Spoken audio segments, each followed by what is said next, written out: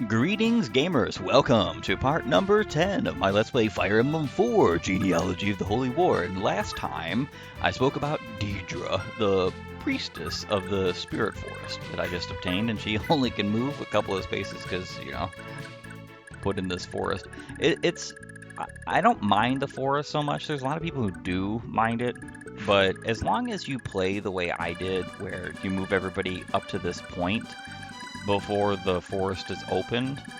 Once it's opened, you don't have very many spaces to move afterwards, so it's not the biggest of deals. But, still a bother. Still not something you would necessarily want. Alright, Ira can go ahead and continue finishing off this Yahoo here. She's very adept at fighting the Verdanites, and even when they're in the thicket, which is interesting because the thicket gives 40% extra avoid, but she's still very likely to hit them, especially if she's not using something akin to the, I'm going to move you. Well, actually, I think what I'm going to do, I'm going to start returning. As long as she's not using something akin to the Iron Blade, because, that's not great. I want to start returning and warping units back that I do not need, because I actually don't need that many more units for the rest of this part of this chapter. Lex and Ira, of course, need to go and reach Lex's secret event, but pretty much the rest of my units here can go ahead and be sent back one by one. Ira, Lex, I would say Medir, Azel, Jamka, Sigurd, and Deidre are the only ones I need for combat-related stuff at this current moment. And I'm pretty sure this Verdanite is going to... Oh! Why didn't he attack anyone? Could he not reach? Very strange. She does not KO. She would if Jamka doesn't KO here, but what happens typically is that he just does so anyway. Like, for instance, right now. That's exactly what he did. Oh well. Deidre's experience points is very limited in the chapters that you have her. She's not all that, I want to say, available. Not only is she not available, but even in the final chapter that she is available in, she's not capable of really doing anything. So it's kind of unfortunate. Finn, I'm going to send you back. I hope you enjoy yourself in the castle. People do not gain lover points in the home base. So a good idea, especially in particular chapters where characters have a lot of love growth and you don't want them to gain that love growth, it's actually a really good idea to send units back for a while just to remove the possibility and the potential of that happening. And of course, these two are going to take absolutely forever. Evelyn's actually going to go with them. Lex needs to go to this little point here, and he gains his little secret event. The rest of my units can keep on moving forward. Only a few more turns, and I'll be pretty well ready. I want to set it up such that my 2-range and 1-2 range units are capable of retaliating on all of these particular bowmen. Jamka is going to be very good for this. Like I said, it's one of the only times that he's actually good is in this particular chapter when it comes to like combat, because the thing is that he's never gonna be a top tier unit. He's surrounded by folks who are capable of using not only better weapons than he is, but also have better movement types, and aren't hindered by the fact that he not only doesn't have a good movement type, but can't move very far. Let's see where you can reach.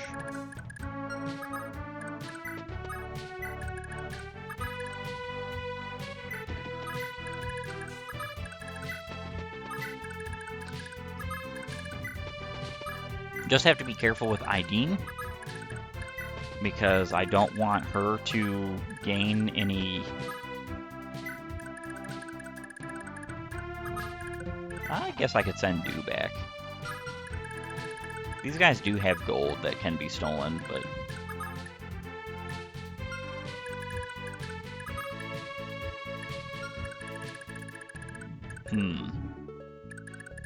It would be actually pretty nice to get a little bit of gold with him. The only problem is that realistically he's only going to be able to get the boss gold and maybe one other unit's gold, so it's not really that big a deal. I think I'm just going to return him.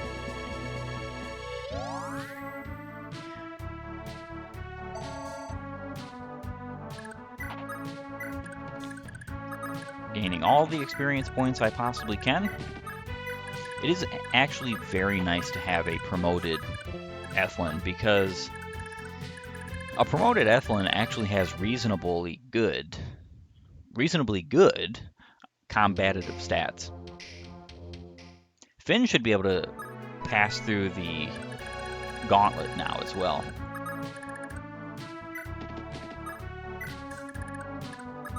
All right.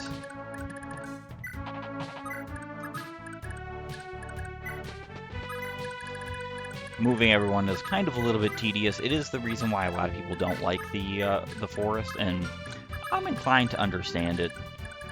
I think what I'm going to do is leave Quan for the time being, just because I think it would make a lot of sense. I'm actually going to go back to the home castle and try to beat the arena with Finn. I think this is a really good idea. So even if he loses, it doesn't matter here. I'm not going to reset. I'm not going to bother with that, because what I can just do is I can let him get down to a certain point that he has Miracle. So this guy is doing 22 damage.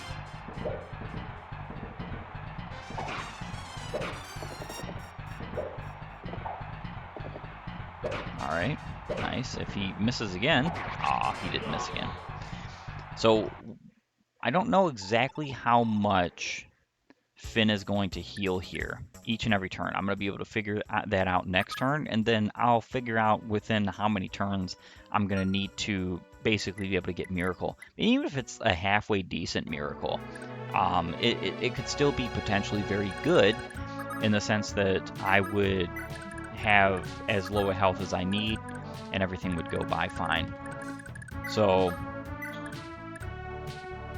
I think I only have a couple of units left to move. Yep, it's just Sigurd and Deidre. Pretty sure they're already paired. Yeah, they're already paired.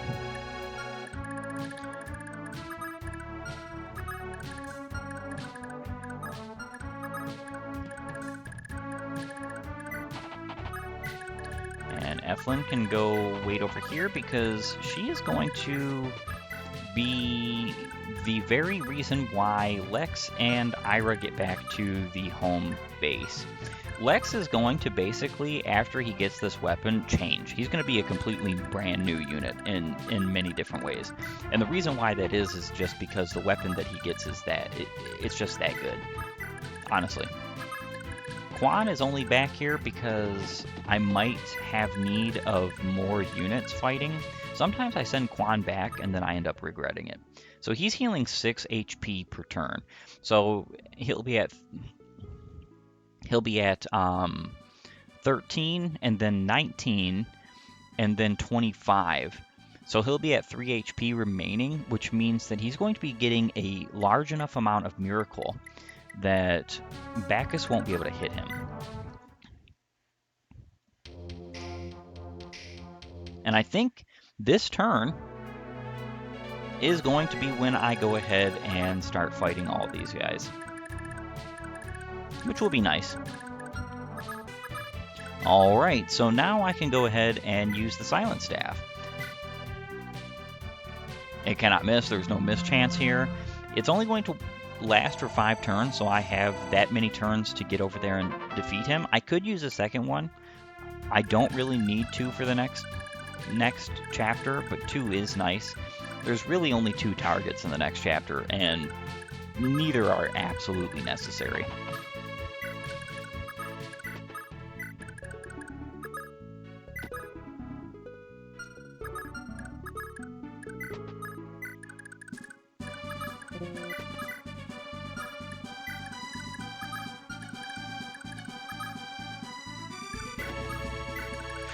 put Sigurd right there.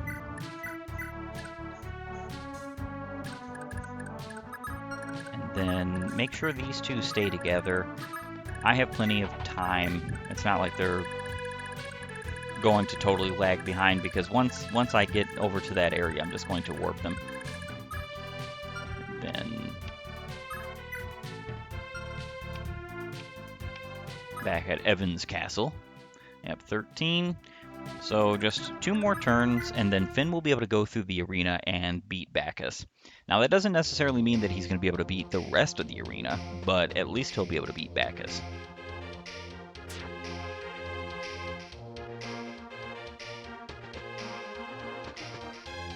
All right. This should be a relatively easy enemy phase. I really love the placement and position of many of the forest tiles, particularly in this particular chapter, because this game has a very, very sparse amount of terrain that's actually viable or useful to your characters. And this chapter actually has a lot of terrain, and almost all of it is useful to your characters at different points. Like, for instance, you saw one of my main strategies in the early parts of this chapter was to use Finn to basically tank all of the starting enemies, which I think is actually a very genius move. It's just very well dependent on, you know, your placement, what you do, how you maneuver your characters, where you're putting them. That's one of the reasons why terrain is just such a genius addition to Fire Emblem.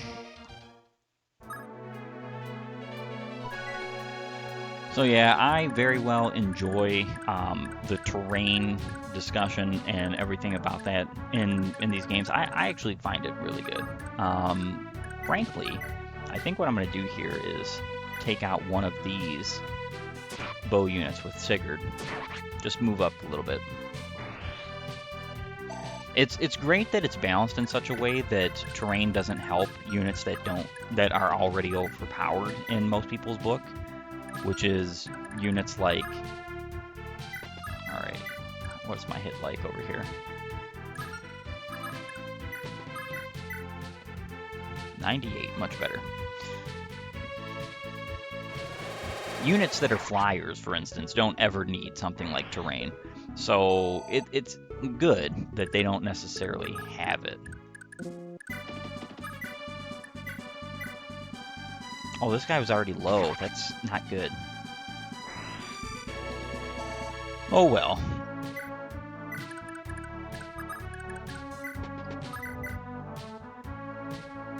Steel axe.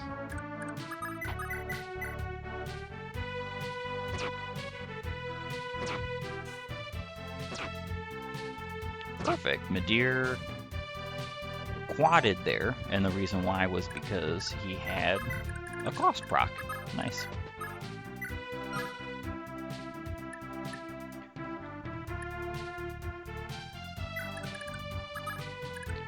And then I can finish you off with Azel. Of course, Azel is going to be taking the boss KO. So he'll get the wonderful magic ring on top of his skill ring. Would be nice if Jamka here would finish off this particular Verde Knight.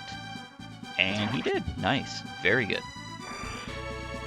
So it doesn't really need to be said, but the Killer Bow doesn't really benefit from this game's critical mechanic with the kills on weapons, right? So even if you get it to like 100 kills, yes, it gets benefited by it. But a good archer isn't really going to need kills on the Killer Bow, because the Killer Bow will just have your skill percentage crit. It would take a pretty decent amount of kills before this would actually be viable in that sense. And the reason why that's important is because you kind of have to be weary of what weapons you're giving that kind of attention to, because you just don't have enough potential kills in any generation without cheesing, that is. Ooh. One-shot her. How incredible. I'm going to have to restart that. That's unfortunate. I had no idea that anybody could one-shot Deidre at this point. All right, so hopefully this time this goes a little bit better. And it really honestly should. Though both archers could attack Deidre, they're not necessarily likely to, and the reason being is because they have other potential targets that won't attack back. It's actually kind of still funny, though. This guy went for Midir. It would have honestly been better for him to go for Deidre. He could do more damage. But I'm not complaining, even in the slightest. So, Deidre should be able to do a reasonable amount of damage here. She'll never double, because she doesn't have anything that allows her to. So, her greatness in combat is really just how much damage she does in one hit, as well as Miracle. And that's pretty much it.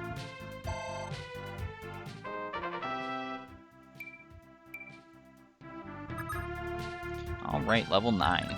Getting there. Not quite there yet, but getting there.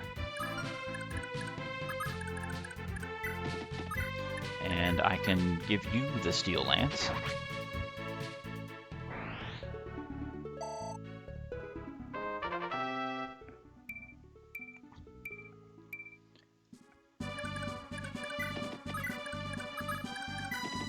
And I really don't want a KO here, though.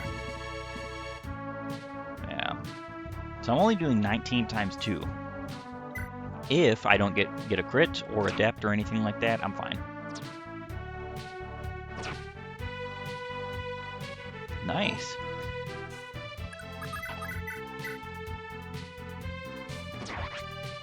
Makes for a perfect scenario here, because then I can just start warping people back.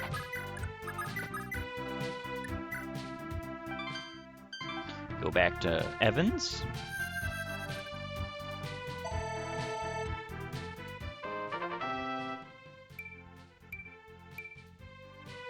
I don't think... Okay, this is counted as road, so I do think that Azel should be able to reach him next turn. With that in mind, I could start attacking right now. I'm actually doing 22 times 2. And of course, the bosses and enemies in this game don't talk if you have those particular units silenced, which is really funny, in my humble opinion. And Lex's secret event.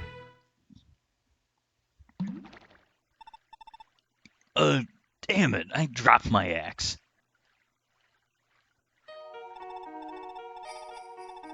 What you dropped? Was it this golden axe? Or perhaps this silver axe? Oh no, my axe isn't anything as fine as those two. It's just a plain old iron axe. Such an honest man. As a reward, I present you with this brave axe. Farewell, Lord Lex. What? And he obtains the brave axe, which is, honest to goodness, the only axe worth using in this game. I did mention before that the hand axe is good to have as a potential ranged weapon in case you want to give him, the ability to counterattack. But other than that, like a one-ranged weapon, there's nothing better. For one, it only has 12 weight. It's the lightest axe in the game. So yes, he still has 0 speed because he has 12 speed right now, but it doesn't particularly matter. He's never going to double because he doesn't have pursuit. So with this weapon, it gives him that whole potential of just basically one-rounding an opponent before the opponent ever gets the ability to attack him. This is one of the weapons.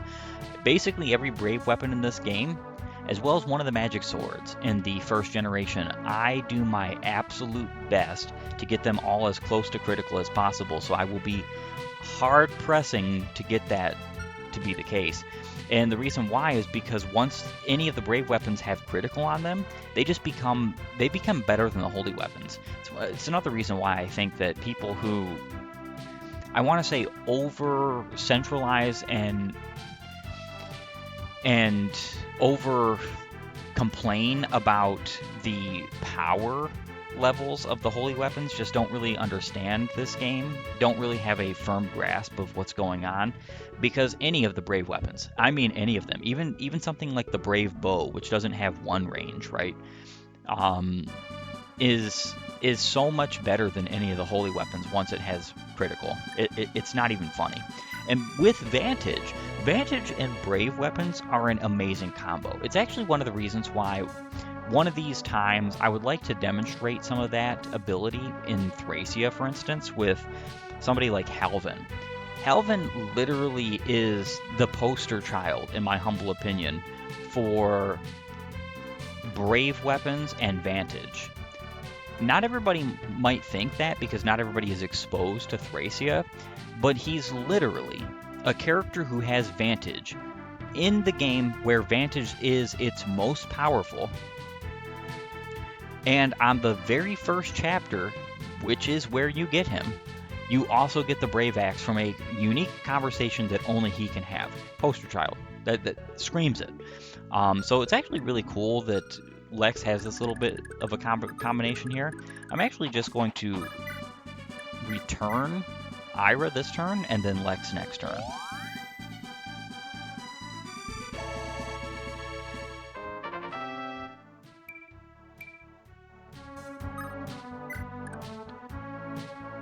And then I can go to the arena with Finn.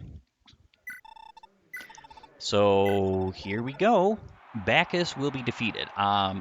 Still not sure about the Wind Mage. That might take some turn doing. So right now it's actually physically impossible for Bacchus to hit Finn. This battle could go 10 years of Finn missing an 88 that many times in a row, and he would just never get hit. You have to love, just have to love this game's version of oh, 9. So he is getting a little bit from this. This game's version of Miracle. See, like right now, Emil has like a 39 hit on him. So actually, he performed very well in that. That's nice. Very good, Finn. 1 res. Incredible. And of course, I'm gonna try to fight Duelist.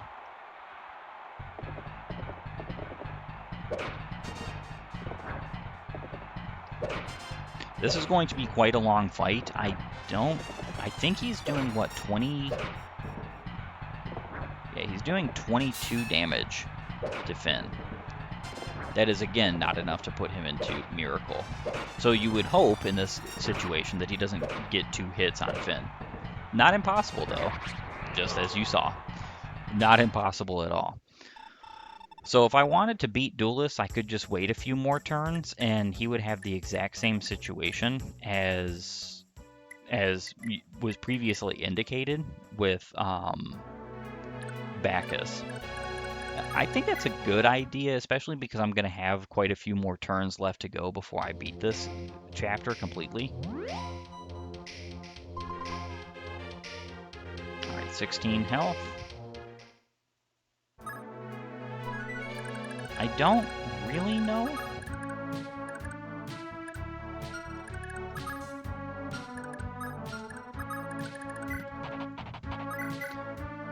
Yeah, so I'm doing 11, and it's most likely 11 times 2. And here, I'm doing 6. It would most likely be 6 times 2.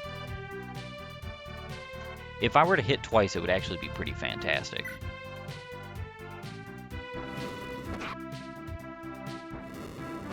Perfect. I should be able to KO him next turn with Azel as long as Azel hits both attacks. And then I can just start warping other of my units back home. Any levels that you get in the chapter can help you beat the remaining part of the arena, which is one of the reasons why this is useful. Otherwise, it's, you know, you would almost think, like, what's the actual point of warping back to the arena?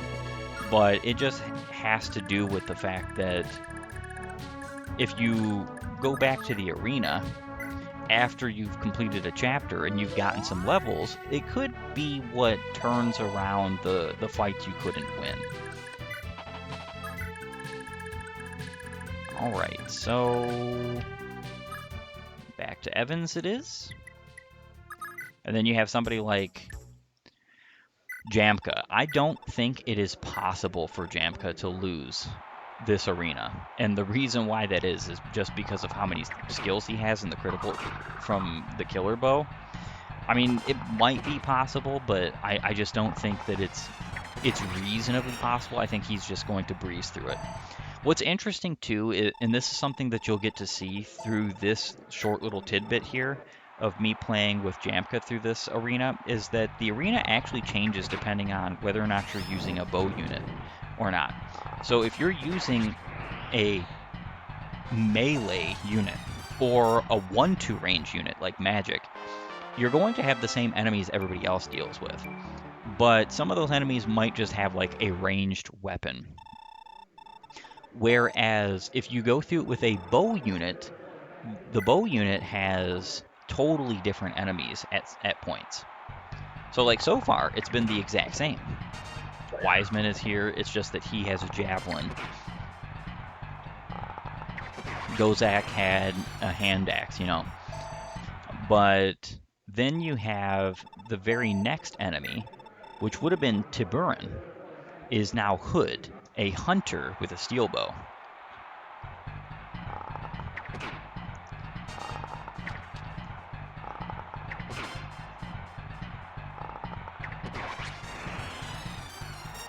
He's actually a very easy opponent sometimes. He does a lot of damage, and if he does hit, pretty much 2 hits will take out any one of your units. But he's not really that difficult because he doesn't typically have a lot of hit. So of your units that do avoid pretty well, he should be pretty well easy to beat. In fact, I think the only reason why Madeir lost was because he got the unlucky double hit from Hood. And there goes Bacchus with his hand axe. 35 hit. Was not afraid.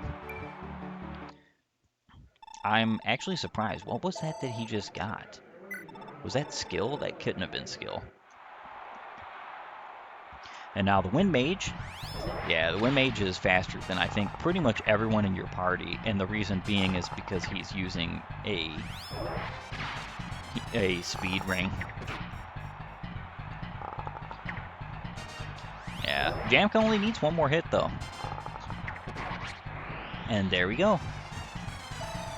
Now it's on to Duelist. The very final fight, I think it's Duelist. Yeah, Duelist, because Duelist will have a steel bow. Generals in this game can use all 4 primary weapon types, swords, lances, axes, and bows, which I actually like.